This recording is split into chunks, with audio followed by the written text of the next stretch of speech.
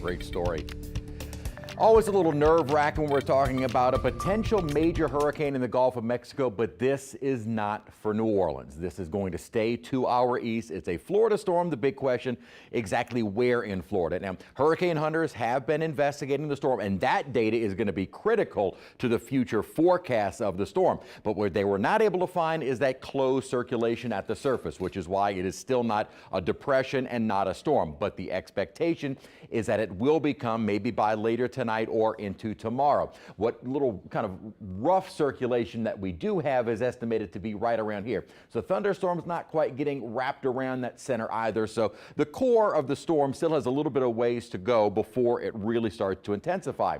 And most of the models are indicating nothing but intensification, unfortunately, right up to the point of landfall. Kind of threading the needle as we head toward Wednesday early morning. So through the day tomorrow, still in the northwestern Caribbean, and then moving into the Yucatan Channel and quickly moving up toward the Florida coast. Somewhere basically from Destin to Tampa, we'll see the storm's landfall, but really all of Florida will feel the effects of the storm. Now, obviously on the western side, that is a drier side, so conditions would be much better, and that is where we find New Orleans. So again, this is not a storm for us. And there has been very good agreement with the models in terms of timing and the track. So it looks like, again, by early Wednesday, moving into the Gulf, and then by Thursday afternoon, evening, somewhere along possibly the Bend, which you don't want it anywhere, but if you are going to get a landfall in Florida, you really do want the Bend, because this is not populated. This is pretty much just marsh and some mangroves, so that would be ideal. Here's what we're thinking with the track, and that's why a lot of folks start getting nervous. Why is it moving north and you're expecting that little turn? Over the course of the day tonight and into tomorrow, really we're going to see the steering from this upper high. At the moment, the upper high, the upper ridge is kind of all across the Gulf Coast, and that'll be moving it more towards, say, the north or northwest.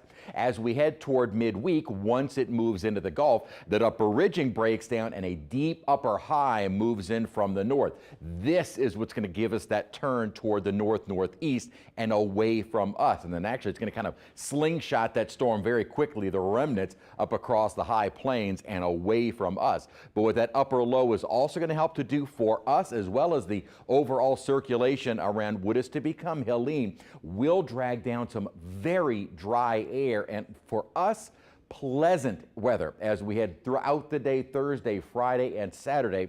Those dew point values will be coming down. Not really expecting much in the way of rain from what will be Helene either. Obviously, your heaviest will be right around the center of the storm, but for us, maybe a tenth of an inch of rain over the course of the next couple of days, and really that is unassociated with Helene because all of the heavy rain will be near the center. As far as the winds go, that wind field already start to feel the effects of some tropical storm force winds along the coast starting late Wednesday night from Tampa to Fort Myers, and then inland those winds continue to push through. As I'd mentioned, almost the entirety of the Florida peninsula will feel some of the strongest winds, and you get those stronger increasing winds probably by about noon on Thursday.